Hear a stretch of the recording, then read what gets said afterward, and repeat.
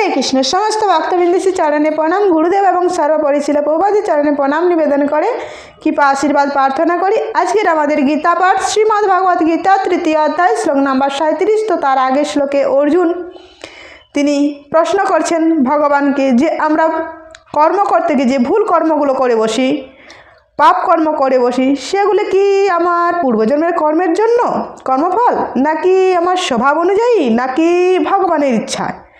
আমরা তো জানি ভগবানের ইচ্ছা ছাড়া গাছের একটা পাতাও নড়ে না, তাহলে কোনটা? ভগবান আজ উত্তর দিচ্ছেন। শ্রী ভগবান উবাচ কাম এষ ক্রোধ এষ রজগুণ সমুদ্ভব মহা सन महापाप्मा विद्ये नैमिह बैरिणाम। अनुवाद परमेश्वर भगवान बोलेन हे अर्जुन रजगुण থেকে সমুদ্ভূত কামেই মানুষকে পাপে পবিত্র করে। এই কামেই ক্রোধে পরিণত হয়। কাম সর্বগ্রাসী ও পাপাত্মক।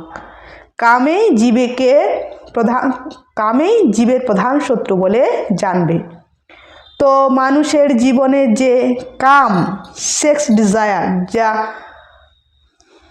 সেক্স তো সেটাই মানুষকে পাপে পবিত্র করে।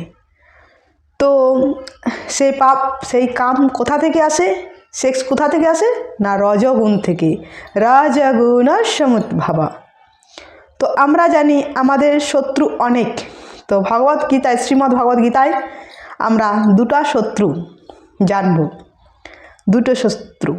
তো আমরা জানি যে আমাদের অনেক শত্রু, এই পার্টি করলে ওই পার্টি শত্রু, কিংবা পাড়া প্রতিবেশী শত্রু।